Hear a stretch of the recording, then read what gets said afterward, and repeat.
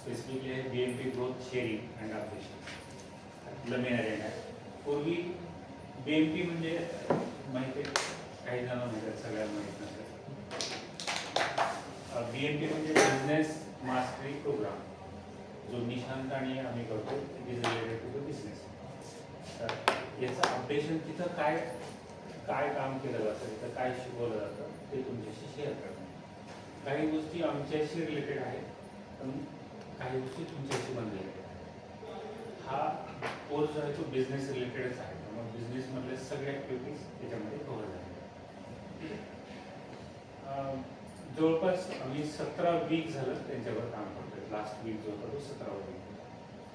त्यातल्या दर महिन्याला दिल्लीत जातो, तिथं एक दिवस प्रोग्राम असतो. नेक्स्ट डे इम्प्लिमेंटेशन आणि बाहेरून काम करतो. आणि बाकीचे मग ज्या ज्या गोष्टी त्यात सांगितलं त्याप्रमाणे तुला काम करतो. तो नवीनच म्हणून तुला सांगतो की राहुल जैन म्हणून कोच आहे. इज अ बिझनेस कोच, इंडियामधले नंबर 1 लिडिंग कोच आहे. तर ते कोर्स लीड करतात आणि दर सोमवारी तो कोर्स असतो. त्यातला महिन्यातला एक दिवस हा तिथं दिल्लीमध्ये फिजिकल असतो. पुढच्या महिन्यात म्हणजे आता चालू आहे जुलै महिन्यामध्ये आता महिन्यातून 2 दिवस आम्हाला तिकडे जायचं, 2 डेज जायचं, हे ऑफलाईनसाठी, आणि 2 दिवस ऑनलाईन असणार. ज्या ज्या कंटेंट्स त्याच्यात जे काय पुन्हा ॲप्लिकेबल होती त्या त्या गोष्टी आम्ही करायचं. ठीक आहे. आत्तापर्यंत जे काही मेजर वर्क होतं ते मेनली जे पार्टिसिपंट्स आहेत त्यांच्यावर होतं. त्यांच्या पर्सनॅलिटीवर, म्हणजे त्यांच्या हॅबिट्स आहेत, त्यांचे थिंकिंग आहे. म्हणजे निशांत आणि आम्हाला याच्यामध्ये जास्तीत जास्त आमच्यावरती त्यांनी काम केलं. म्हणून बरेचसे गोष्टी तुमच्यापर्यंत त्या कदाचित दिसत नव्हते किंवा येत नव्हते. पण आता मागच्या वीकपासून त्यांनी कंपनीतल्या सर्व एम्प्लॉईजवरती काम करणं चालू केलं. म्हणजे त्यांचे इन्व्हॉल्वमेंट चालू झालेलं आहे.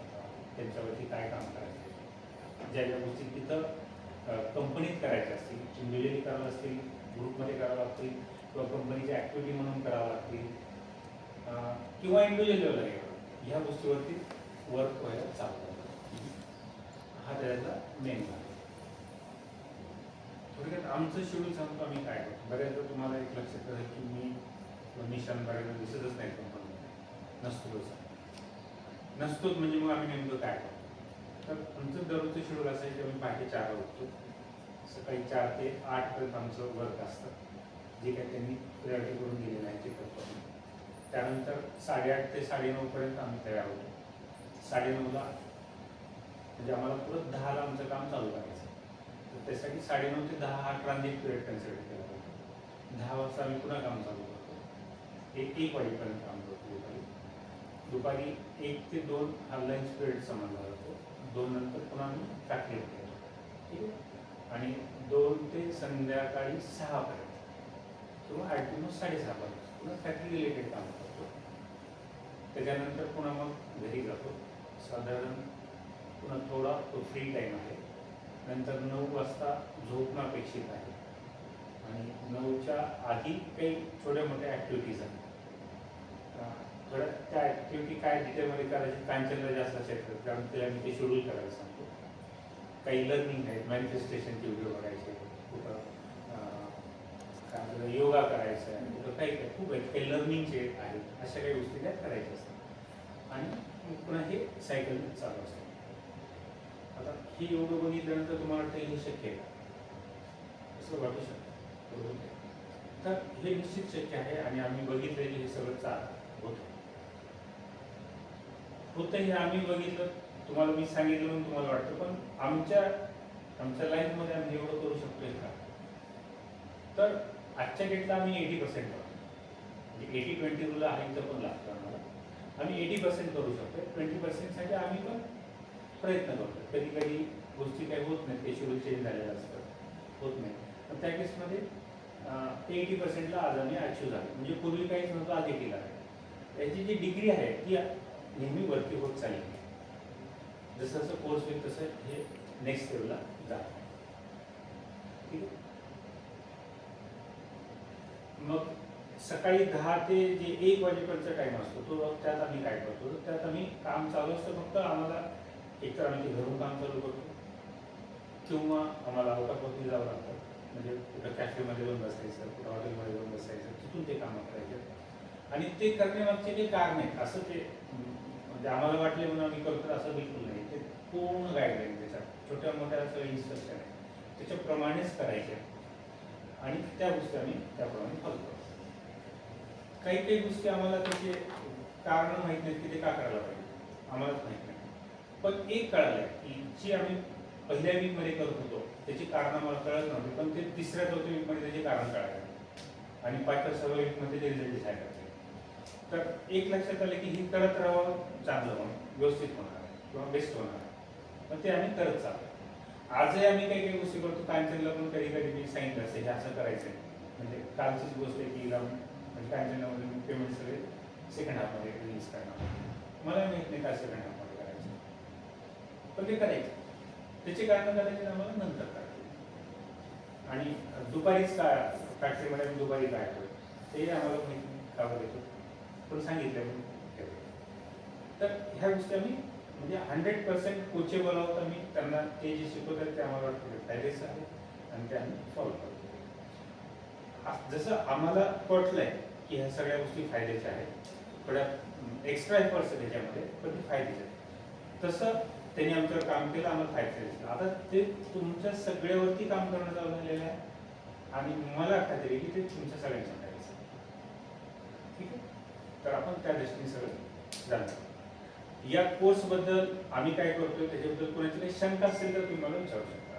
त्याच्यानंतर निशांत मग त्या कोर्समध्ये काय चाललेलं आहे, डिटेलमध्ये जे तुमच्या रिलेटेड काय आहे, आम्हाला काय वाटतं की तुम्हाला काय शिकवायचं आहे, हे तुमच्याशी निशांत बोलेल. एक चेंज जो मला जाणवला तो जो मला काय मिळालं जो इथं मी कधीच बुक्स वाचत नव्हतो, तर आत्तापर्यंत मी जवळपास 6 बुक्स वाचले आणि जवळपास 12-13 बुक्स अजून लाईन होते. ते लवकर वाचणं होत नाही. ॲक्शनमध्ये मला वाटतं मी 20% बुक्स तरी ॲक्शनमध्ये आणले. आणि काही बुक्सचे कंटेंट्स एवढे जास्त की ते इम्प्लिमेंट होण्यासाठी खूप वेळ लागू शकतो. तर त्याला शेड्यूल करतोय, हळूहळू त्या सगळ्या गोष्टी येत आहेत. पण वाचण्याने एक फायदा झाला की ते डोक्यात आहे सगळं. आणि पुन्हा मॅनिफेस्टेशनचं बऱ्यापैकी मी ट्राय करतो, म्हणजे वापरण्याचा प्रयत्न करतो. पॉझिटिव्हिटीवरती बऱ्याच काही गोष्टी त्याच्यामध्ये काय मेजर तर हा चेंज मला दिसतो की जो मला स्वतःला जाणवतो. एक मला वाटायचं की बिझनेसमध्ये आपण इथपर्यंत आलोय, पण आता याच्या पुढं काय जायचं माहीत नाही. कारण जी मला कळतं ते सगळं इथपर्यंत म्हणजे ते आणता आलं.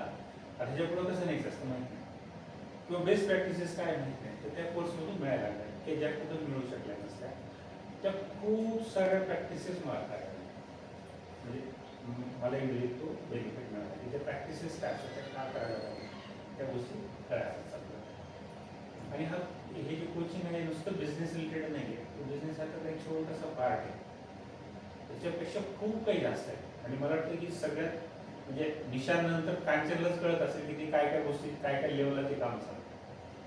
तर त्या प्रत्येक लाईफ तुमचं इंडिव्हिज्युअल लाईफ आहे, तुमचं फॅमिली आहे, तुमचं रिलेशन आहे, तुमची सोसायटी आहे, तुमचे फ्रेंड सर्कल आहे, ते सगळ्याबद्दलचा तो कोचिंग. आणि मला शुअर आहे की ते आमच्याबरोबर तुम्हाला पण हळूहळू सगळ्या गोष्टी त्या मिळाल्या. तर फक्त त्याच्यामध्ये एकच गोष्ट आहे की जे चाललंय ते करायचे, मन लावून करायचे, मग त्याचे रिझल्ट दिसते. तिथं आम्हाला सांगितलं जातं की दिमाग मत लगाओ, DML दिमाग मत लगाओ, सिर्फ बोला करो.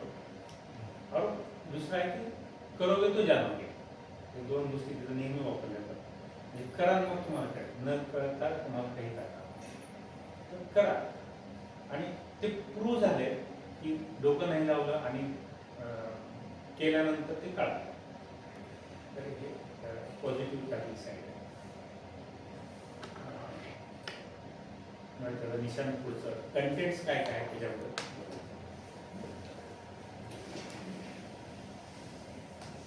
First of all good morning. तुमच्याकडे नेहमीचा प्रश्न मोबाईल आहेत का प्रत्येककडे? थोडं डू नॉट डिस्टर्ब टाकून साईडला ठेवलं तर बरं होईल. आपण फटाफट मग फोकसनी कव्हर करू आपल्या गोष्टी. इनफॅक्ट आपण इकडे यायचं कारण तेच होतं दीपक येतो फोकस तिथं आहे त्याच्यात पुन्हा तरी येतं फोन करतो.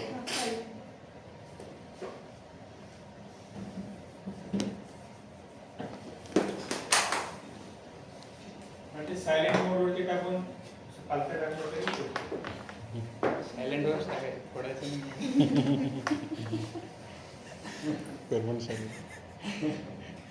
म्हणजे निशांत तुम्हाला इथपर्यंत फक्त सायलेंट करा म्हणतो. आम्हाला तिथं सांगितलेलं की ह्याला बंद करायचं आणि तुमच्या बॅगमध्ये टाकायचं आणि बॅग दूर ठेवायची. म्हणजे दिसले पण नाही पाहिजे, घेतात काय या लेवलला ते करायचं. सो आता मी स्टार्ट करतो. बेसिकली आता सरांनी सांगितलं आपल्याला काही काही गोष्टी. तर आत्तापर्यंत सरांनी त्यांचं एक्सपिरियन्स सांगितलं की कसे बुक्स वाचून किंवा त्यांचे कोर्सेस कॉन्टेंट कसं कन्झ्युम करून आपण आत्तापर्यंत ग्रो करत आलो. बेसिकली आता हा एक जो कन्सेप्ट आहे सरांनी सांगितला DML, त्याचा अर्थ दिमागमधला का, म्हणजे ते आम्हाला फार सांगतात. कारण की आत्ता जी आपली मेंटॅलिटी लेवल आहे कुठली पण नवीन कन्सेप्ट ते जेव्हा सांगतात आपल्याला तेव्हा आपण लगेच म्हणजे माझे पण इंटेन्शन असं कसं होऊ शकतं, असं तर होतच नाही, असं तर म्हणजे शक्यच नाही ना. कारण की आत्तापर्यंत आपण कधी एक्सपिरियन्सच केलेलं नाही की अशा पद्धतीने पण काम होतं. DML मध्ये काय आलं तर आम्हाला एक आउट ऑफ ऑफिस करायला सांगितले. ते म्हणतात की तुम्ही कॉफी शॉपमध्ये जाऊन काम करा. पहिले तर मी पण उसळलो की असं कसं होऊ शकतं, कॉफी शॉपमधून माझ्याकडे डेटा नाही, काही नाही, कसं मी माझे कामं कसे करणार, कोणी पण कसे कामं करणार. पण एकदा करायला सुरू केलं त्याच्यामध्ये काही चॅलेंजेस आले. मग पहिले 2 तास बसायचो, नंतर 3 तास बसायला लागलो. आता मागे तर मी 8-8, 9-9 तास काम करून येतो. म्हणजे ते पण बघतात की हे कोण आहे की जो निर्लज्ज सारखा बसलाय 9-9 तास की इथं म्हणजे कॉफी शॉपला त्यांनी ऑफिस बनवून ठेवलंय. तर असे शोध लागतात. थोडं निर्लज्ज पण बनावं लागतं थोडं. पण DML त्यांनी सांगितलं की तुम्ही आउट ऑफ ऑफिस करा. आणि मी का बरं करत गेलो तर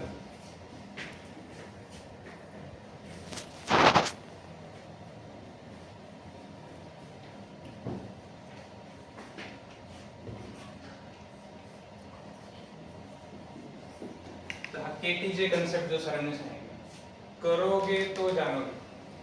तर हा एकच कन्सेप्ट मी तुम्हाला जास्त सांगतो कारण की हे मी करतोय कन्सिस्टंटली. तर हे मी करून पाहिल्यानंतर मला कळले की काय लेवलचं काम होतं. जे माझ्याकडनं महिना काम झालेलं नाही ते माझे कामं झाले आता आउट ऑफ ऑफिसमध्ये. तर हे काही 2 कन्सेप्ट जे फार इम्पॉर्टंट आहेत. आणि SSG नावाचा कन्सेप्ट मी तुम्हाला मागचं सांगितलं होता. तर हा सगळ्यात ग्रेट कन्सेप्ट आहे कुठल्या पण गोष्टीला करायचा. की स्टार्ट सिम्पल घटिया. पहिली लेवल कधी पण घटियाच असणार. पहिली लेवल स्टार्ट करायची सिम्पलिस्टिक, एकदम बेसिक सिम्पल ठेवायचं आणि घटिया लेवलचं काम करायचं पहिलेच. हे असे तिन्ही गोष्टीचं म्हणजे DML करून मी SSG लावतो, SSG करून मग KTJ करतो, मला रिझल्ट येतात, परत ते रिपीट करतो. सो ह्याच्यामध्ये रिझल्ट येतात बेसिकली. जस्ट हा एक कन्सेप्ट होता. अजून आतापर्यंत आम्ही काय काय केलेलं आहे ते 2 days सेल्स म्हणून एक कन्सेप्ट होता. हे मी जास्त शेअर केले नाही कारण की ह्याचे रिझल्ट आम्हालाच माहित नव्हते काय. ह्याच्यामध्ये काय शिकवलं जातं की 2 दिवस जाऊन कस्टमरकडे जाऊन बसा. कस्टमरकडे जाऊन त्यांचे प्रॉब्लेम समजून घ्यायचे आणि त्यांना आपलं प्रोडक्ट काय, सर्व्हिसेस काय ते सगळं समजून त्यांच्याकडनं बिझनेस ओढून आणायचं. हा आपला एक त्यांनी कन्सेप्ट सांगितला होता. पहिले तर केलंच नाही आता. का तर हे नव्हतं ना तेव्हा, डोकं लावत होतं जास्त.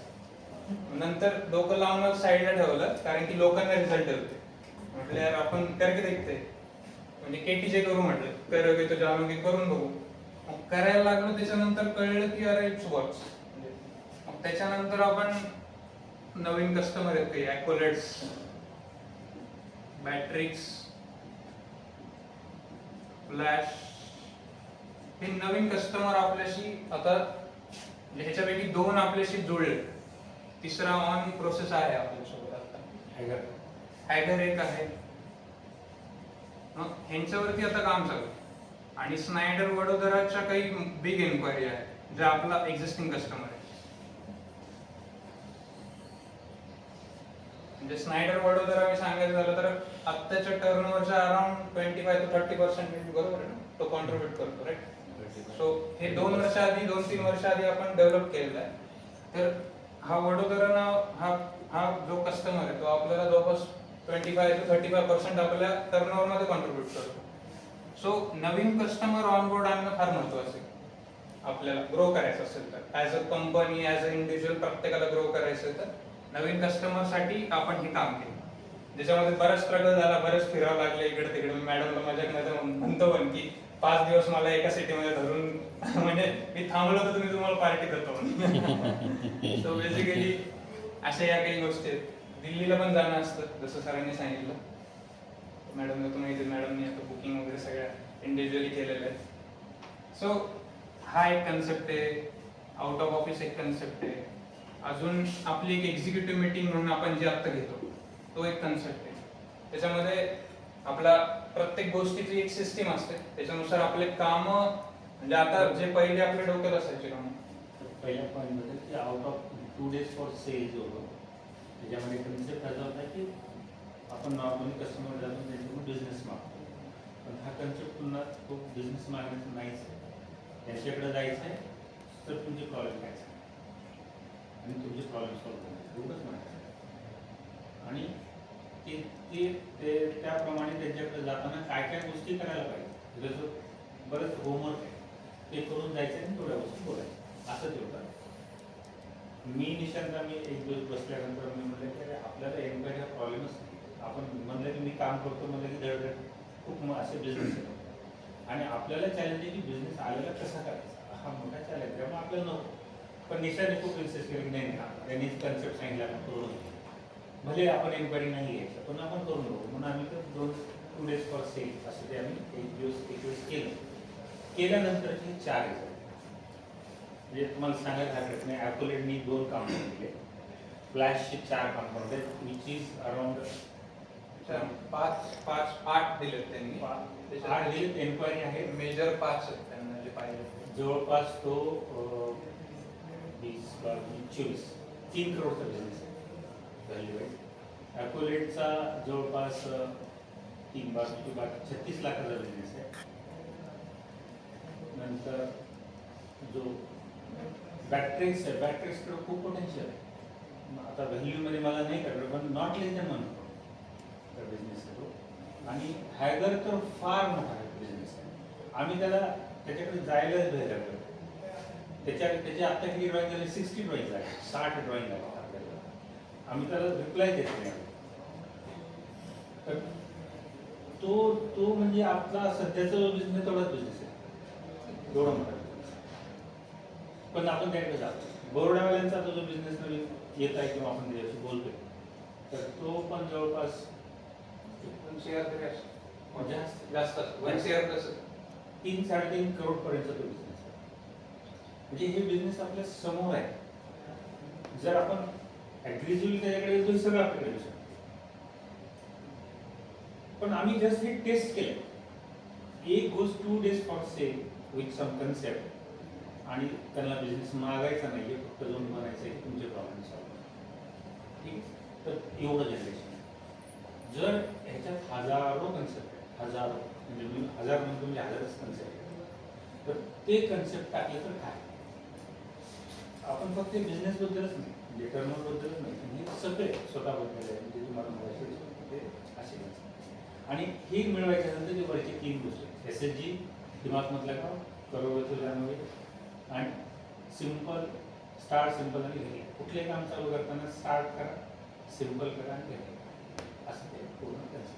म्हणजे छोट्या गोष्टीचं एवढं मोठं रिझल्ट. आम्ही आमच्याकडे शेअरिंग असं खूप आहे. तुम्हाला स्टेप बाय स्टेप घेऊ कारण एक दिवस ते आमच्यावरच काम करतात. आता तुमच्या इथे जर प्रिपरेशन चालू होईल तसं आम्ही तुम्हाला एक गोष्टी सांगू काय काय काय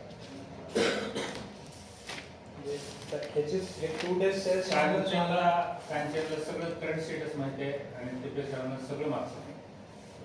त्यांनी पुढच्या कंप्लेंट केल्यानंतर ते सगळं माहिती. एवढ्या एन्क्वायरीज आहेत आपल्याकडे आता सध्या जे आपल्याला डील करणं होत नाहीये. कोटेशन देता देताच भरता निघून झाला एवढ्या एन्क्वायरीज आपल्याकडे. But that's another part.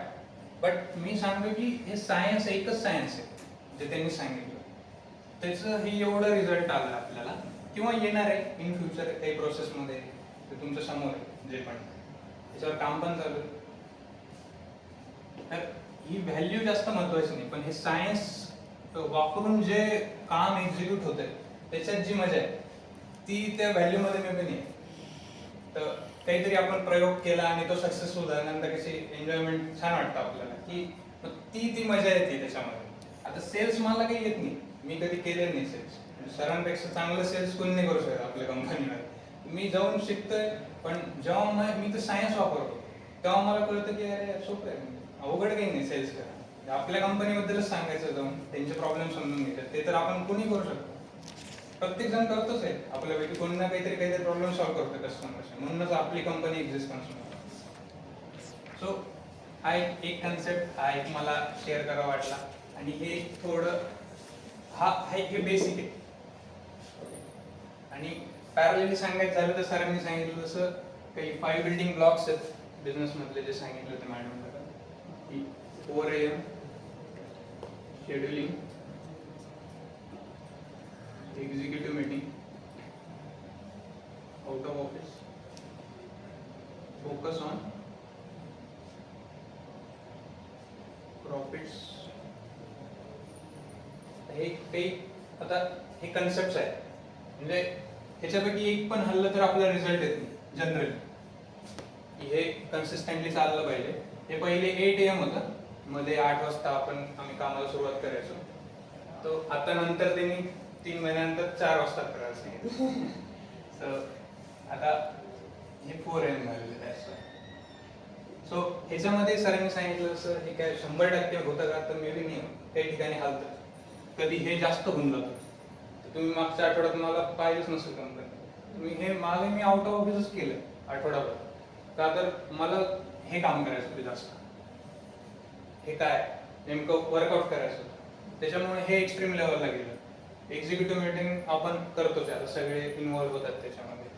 Scheduling individual लेवलला चालू आहे, 4 AM पण इंडिव्हिज्युअल लेवलला चालू आहे, कधी वरती खाली होते. So it's all right, but concept हे आहे सध्या चालू, त्याच्यावर आपण काम करतो. हे एक जस्ट ग्लिम्स होतं, ज्याचे रिझल्ट आत्तापर्यंत आलेत आम्हाला. आता मेन कन्सेप्टवरती मी येतो. हे कन्सेप्ट सांगताना ते सायन्स सांगतात, ते मागचं सायन्स आहे, आणि जेव्हा सायन्स समजतं त्यावेळेस मग हे कन्सेप्ट सोपे वाटतात. काही सायन्स मला वाटतं निशांत तुमच्याशी बोलत असेल, बालाजीशी बऱ्याचशा गोष्टी काही बोलल्या पूर्वी पण सांगितलं, तर त्याच्यामध्ये ते सायन्स ते कळाले की मग हे काम सोपं होतं.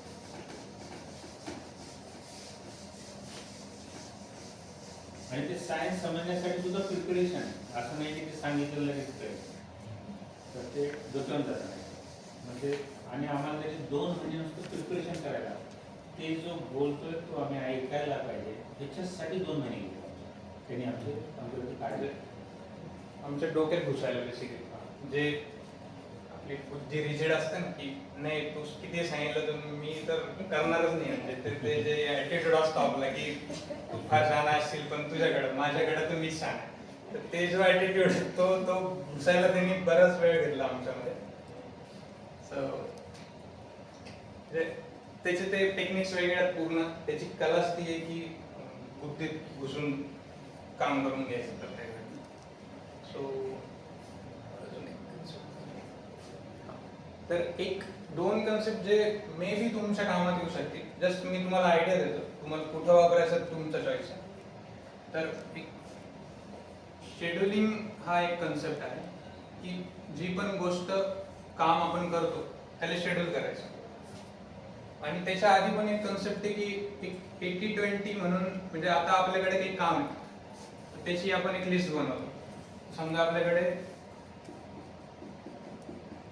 10 काम आहेत समजा, तर 10 कामापैकी आपण जनरली असं करतो की, म्हणजे जनरल टेंडन्सी सांगतो की आपण मग ह्याला हे करू, मग हे करू, मग हे करू, हे करू, हे करू, हे करू, असं एक करत आपण 10 कामाला अप्रोच करतो आणि 10 कामं फिनिश करायसाठी ट्राय करतो.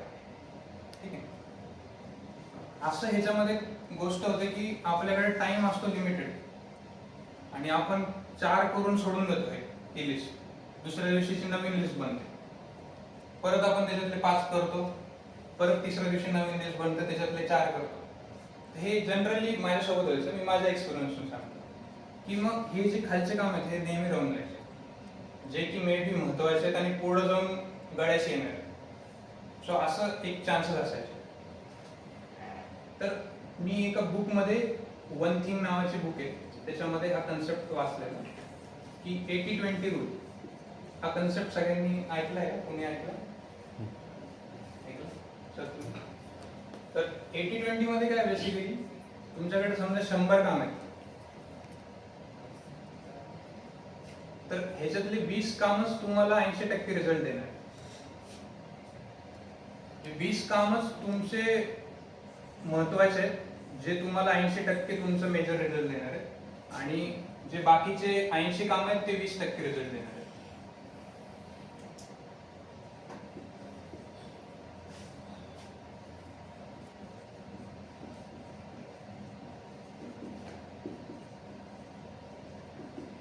सो पहिली गोष्ट कधी पण काम करताना ही येते की कुठले 100 काम आहेत त्याच्यापैकी नेमकी 20 कामं कुठले ते आयडेंटिफाय करण्यासाठी आपल्याला बुद्धी लावावी लागते. तर हे पहिलं झालं पाहिजे. हे पहिलं झालं तर 80% काम तर असंच पार करून घेतो आपण, 20 कामच करू. म्हणजे 20 कामच करू आणि पुढे नंतर हे 80% कामामधून 20% रिझल्ट येणार आहे, हा वेगळा भाग. आता ह्याच्यानंतर पण 20 कामापैकी, आता 20 कामं आपण पकडली 100 कामापैकी, त्याच्यानंतर परत ह्याला 80-20 रूल लावला.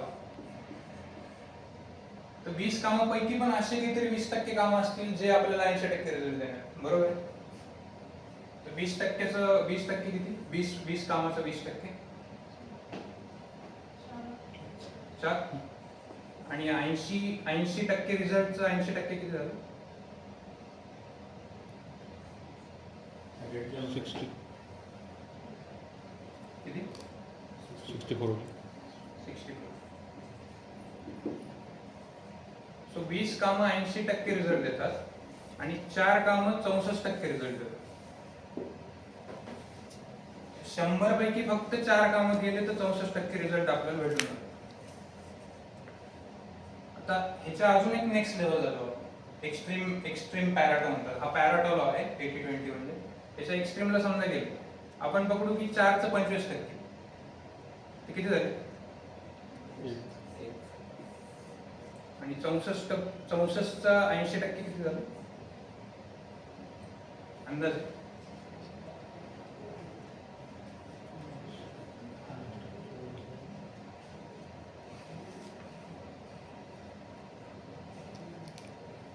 संघटनेला 48 ते 50% पकडून झालं. 50% पकडून झालं मोठा. तर ह्याचा अर्थ काय होता? एक काम केलं तर 50% रिझल्ट भेटून जातो, बरोबर? 100 पैकी एकच काम असं आहे की जे आपल्याला 50% रिझल्ट देणार. सो ह्या बुक मध्ये एवढं सांगितलं की तुम्ही ते एक काम शोधा पहिले तर, आणि त्याला त्याच्यावर एवढा फोकसनी लक्ष केंद्रित करून त्याला काम बाजूला करा की तुम्हाला 50% रिझल्ट निघून जातील तुमच्या. सो 100% रिझल्ट पाहिजे असतील तर पहिलं काम हे करायला पाहिजे आपण, वन थिंग. नंतर उरलेले हे 3 कामं, 4 वजा 1 हे 3 कामं. नंतर उरलेले किती कामं राहिले? 4 झाले 16. पहिली प्रायोरिटी ह्याला, दुसरी प्रायोरिटी ह्याला, तिसरी प्रायोरिटी ह्याला, आणि मग उरलेले काम. बट हा एक कन्सेप्ट आहे जो मला फार फायद्याचा वाटला की हे आता वन थिंग वरती, तर जे आम्ही बाहेर बसून काम करतो वगैरे, जे पण काम करतो आम्ही ह्याच्यावर काम करतो. वन थिंग काय आहे आपल्या कंपनीचं, की आपण एक ठरवलेलं वन थिंग की create system and achieve goals. System creation वरती कसं काम करायला पाहिजे, त्याचे आयडिया क्रिएशन जे पण असते, आणि प्रॉफिटेबिलिटी, त्या 2 गोष्टींवरती आम्ही काम करतो सध्या. जस्ट तुम्हाला एक सांगतो की ह्या कन्सेप्ट वापरून आम्ही त्या गोष्टींवरती आम्ही ते जे सरांनी जे सायन्स सांगितले त्या टेक्निक्स वापरून आम्ही बाहेर बसून हे काम करतो जनरली, किंवा 4AM मध्ये पण हे काम करतो. तर आता हे तुम्हाला कुठे वापरता येईल ते तुम्ही एकदा चूज करू शकता. आता ही झाली लिस्ट, ते झालं 80-20 लावलं आणि नंतर तिसरा पार्ट येतो शेड्युलिंगचा. आता हे एक काम तुम्ही जे चूज केले ते तुम्हाला शेड्यूल करावं लागतं. शेड्यूल नाही केलं तर होत नाही. म्हणजे तुम्ही एक काम कुठलं आहे तुमचं महत्वाचं ते शोधून तर काढलं, पण त्याला शेड्यूलच नाही केलं की मी बुधवारी करणार आहे, गुरुवारी करणार आहे, शुक्रवारी करणार आहे. जर आपण ते शेड्यूल नाही केलं तर हे काम हवेत निघून जातं, ते गायब होऊन जातं. नंतर आपल्याला आठवतं की अरे हा. सो हे एक काम शेड्यूल करणं महत्वाचं आहे, उरलेले हे 3 काम शेड्यूल करणं महत्वाचं आहे. हे प्रायोरिटी वाईज हे काम शेड्यूल झाले पाहिजे. तर ह्याला रूलला म्हणतात LES, list out, 80-20 and schedule. हे मला वाटते की तुम्हाला इंडिव्हिज्युअली तुमच्या कामामध्ये खूप हेल्प करेल. सो मला हा शेअरिंग पॉइंट वाटला की हा शेअर करावा तुमच्यासोबत. आणि एक अजून एक मस्त रूल आहे की RA मॅजिक म्हणून. कुणाला माहिती काय रूल बद्दल? एनीबडी? RA म्हणजे R stands for result, A stands for action.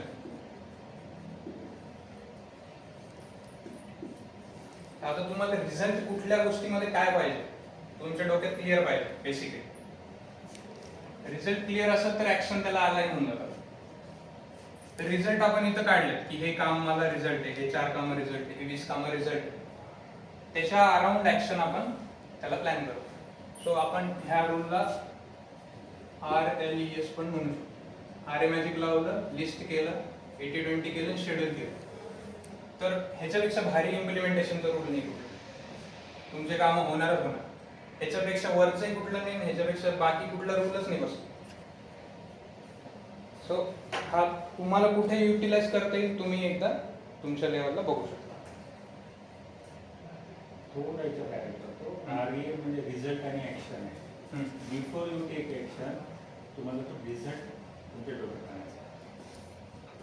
म्हणजे मी एखादं काम करायला चाललो तर त्याचा रिझल्ट मला काय पाहिजे तुम्ही आणायचा आधी डोक्यात आणि मग ऍक्शनला लागायचं. हे त्याचा एक्सपिरियन्स. हे तुम्ही ट्राय करा. आता हे फक्त नॉलेज आहे सध्या. तुम्ही जसं ट्राय कराल तसं तुम्हाला ते लक्षात यायला लागेल की हे कसं वर्क करतं. म्हणजे आणि छोट्या छोट्या गोष्टी तुम्ही करा. नॉट ओनली विथ कंपनी, तुमच्या घरच्या कामासाठी पण करा. की मला एखाद्या ठिकाणी गॅस बुकिंग करायचं आहे, तर मी गॅस बुक करून आलो आहे असं समजून तुम्ही गॅस बुकिंगला चाललाय तर ते गॅस बुक झालेलं असेल. म्हणजे छोटे छोटे गोष्टी. एखादं काम आहे, मला कुणाची अपॉइंटमेंट घ्यायची, तुम्हाला डॉक्टरला भेटायचं आहे आणि मला तो रिझल्ट पाहिजे, तर तुम्ही तो रिझल्ट ठरवा आधी आणि मग ॲक्शनला लागा. तर तो रिझल्ट मिळाला. हे त्याच्यामागचं प्रिन्सिपल. विदाउट रिझल्ट तुम्ही ॲक्शन घेतली तर ती वेस्ट आहे. म्हणजे बेसिकली कंपनी म्हणजे आपण काम सुरू करतो, समजा कंपनी म्हणा किंवा घरी पण म्हणा, तर आपण असं म्हणू शकतो की काय एक गोष्ट आहे जी केल्याने माझे बरेचसे कामं सोपे किंवा एलिमिनेट होऊन जातात. हा वन थिंगचा कन्सेप्ट आहे basically. What is the one thing I can do so that everything else will become easy or unimportant. एक गोष्ट कुठली केल्याने बाकी सगळ्या गोष्टी अनइम्पॉर्टंट किंवा इझी होऊन जातात. सो पहिली गोष्ट कंपनीमध्ये आल्यानंतर वन थिंग, कंपनीमध्ये आल्यानंतर म्हणा किंवा घरी जाताना तुम्हाला घरी जाऊन एक महत्त्वाचे कामं करायचे असतात, तर काय अशी एक गोष्ट की जी केल्याने बाकी सगळे इझी होऊन जाईल आणि अनइम्पॉर्टंट होऊन जाईल. सो ती एक गोष्ट रोजची शोधली पाहिजे आपण, जेणेकरून आपल्याला end of the day fulfilling वाटतं की हा यार म्हणजे ही पार केली मी गोष्ट, 50% माझा दिवस पार झाला, म्हणजे पहिल्या 2 तासातच. सो अशा पद्धतीने आपण कामाची मजा घेऊ शकतो. अदरवाईज ह्या मेथडनी करत असेल म्हणजे आता इंडिव्हिज्युअल चॉईस आहे प्रत्येकाचा. आता ह्या मेथडनी करायचं असेल तर तेही करू शकता, काही हरकत नाही. पण एक सायन्स आहे, वेगळी पद्धत आहे काम करायची, ती वापरून बघितली, बेनिफिट वाटला तर रिपीट होतो, बेनिफिट भेटतं. आणि या मेथडनी तर चालूच आहे आपलं, म्हणजे त्याच्यामध्ये काही वेगळं. त्याच्यामध्ये जास्त समजून घ्यायचं असेल अजून आणि प्रॅक्टिस करायचं असेल तर वन थिंग बुक वाचायला पाहिजे. अतिशय इफेक्टिव्ह बुक आहे आणि ते स्वतःकडे असणं कधी सांगायचं. द वन थिंग छोटे छोटे चॅप्टर आहे, मस्त समजून. आणि त्यातून एक असे सांगितले की आयुष्यामध्ये फक्त एकच पंथी असते, जे शोधायचं असतं आपल्याला ते आणि त्याच्यावरतीच काम करायचं असतं. आणि त्याच्यावरती जर तुम्ही काम करत असाल तर बाकीच्या गोष्टी जसे सेंटेन्स सांगितले बाकीच्या गोष्टीची गरज नाही किंवा त्या गरजेच्या राहणार किंवा बाकी दुसऱ्या गोष्टी करायची तुम्हाला गरज नाही. आणि त्या आयुष्यामध्ये ते वन थिंग शोधायचं असतं. त्याची शोधायची मेथड काय सगळं त्या बुक्समध्ये सांगितलं. सो हे इम्प्लिमेंट करत असताना कोणाला काही सपोर्ट पाहिजे असेल, काही गरज वाटत असेल तर तुम्ही सरांना किंवा मला विचारू शकता. कारण की हे आम्ही बराच काळ वापरले आणि ट्रायल टेस्ट करून सगळं त्याच्यामध्ये तोंडावर पडून वगैरे सगळं येऊन तुम्हाला आत्ता सांगतो. ते सांगायला मी पहिले वाचलं होतं सांगितलं असतं, पण मलाच त्याचं काही ज्ञान होतं फक्त, पण त्याचं ते अक्कल असं म्हणतात ना ते नव्हतं. तर आता ती आहे थोडीफार. मला वाटतं की ते तुमच्यासोबत शेअर केलं गेलं पाहिजे. हे जे बुक्स मेन्शन करतो ते आपण मागवलेले आहेत, आपल्याकडे आहेत. कुणाला पाहिजे असेल तर ते वाचायला घेऊन जाऊ शकतात आणि पुन्हा दुसऱ्यासाठी उपलब्ध करून देऊ शकतात. तर ते आपल्याकडे कंपनीमध्ये आहे आणि आपण कंपनीमध्ये सगळे बुक्स आणून ठेवणार. कुणाला ज्याला वाचायचे ते वाचायला घेऊन जाऊ शकतात.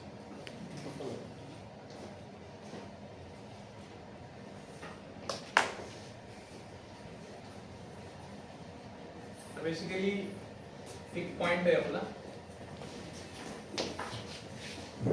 FMS. ह्याच्याबद्दल कुणाला माहित नाही असं कोणी आहे? FMS म्हणजे काय काय आहे काय नाही, कुणाला माहित नसेल तर मी एक्सप्लेन करतो. माहिती सगळ्यांना?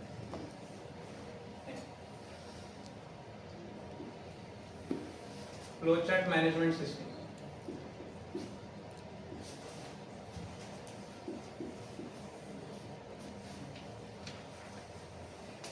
आता आपण मागे एक ट्रेनिंग घेतली होती फ्लोचार्ट बनवायची. मॅडम मे बी नव्हत्या, बाकी सगळे होते, तेव्हा अजय पण होता. तर तेव्हा आपण जे फ्लोचार्ट बनवले होते, प्रत्येक स्टेप कोणी कधी काय कसं करायचं, तर हे फक्त आपलं टेक्नॉलॉजी प्लॅटफॉर्मवरती किंवा गुगल शीटवरती येणार. बाकी असंच काही नाही. बनवणार आपण हातानेच, नंतर चढवणार त्याला टेक्नॉलॉजीवरती. त्याचं काम अजय करेल टेक्नॉलॉजीवरती, नंतर मॉनिटर होईल. बस दॅट्स द सिस्टीम. ह्याच्यामध्ये आपण 2 FMS बनवतोय सध्या. जॉईनिंग वाली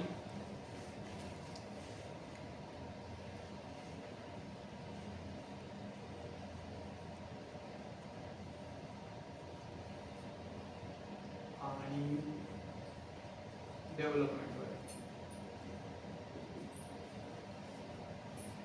आता त्या दिवशी आपण मीटिंग मध्ये आय गेस 7-8 जण होतो.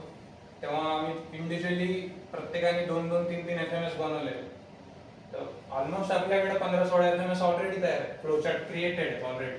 पण आपण टेक्नॉलॉजीवरती फक्त आता 2च आणतोय, ज्या मॉनिटर व्हायला सुरू होती. तर त्याच्यामध्ये एक आहे ही जॉईनिंगची आणि एक न्यू प्रोडक्ट डेव्हलपमेंटची. तर ह्याच्या थ्रू आपण सगळ्या गोष्टी मॉनिटर करणार आहेत. मॅडम विल टेक केअर की त्या FMS रन होत आहेत. ओके. सो इनिशियल लेवलला या 2च आपल्याला करायच्या. बाकी पुढच्या ज्या आहेत त्या आपण हळूहळू पुढे आपल्या ऑनबोर्ड आणू. ज्या आपण मागे प्रत्येकाने ज्या 2-2, 3-3 बनवल्या त्या पण आपल्याला फ्युचरमध्ये आपल्याला ट्रॅकिंगमध्ये आणायच्या. तर हा एक पॉइंट आम्हाला शिकवला गेला होता, ह्याची ट्रेनिंग झाली. सो मी ह्याच्यावरती जास्त अजून इलॅबोरेट करत नाही.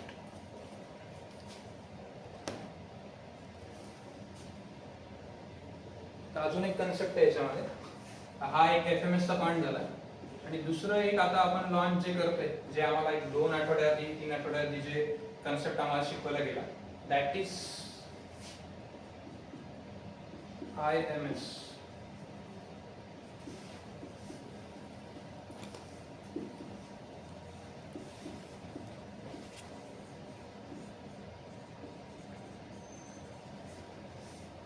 Inventory management system. कुणाला माहिती आहे का याच्याबद्दल काय असतं ते?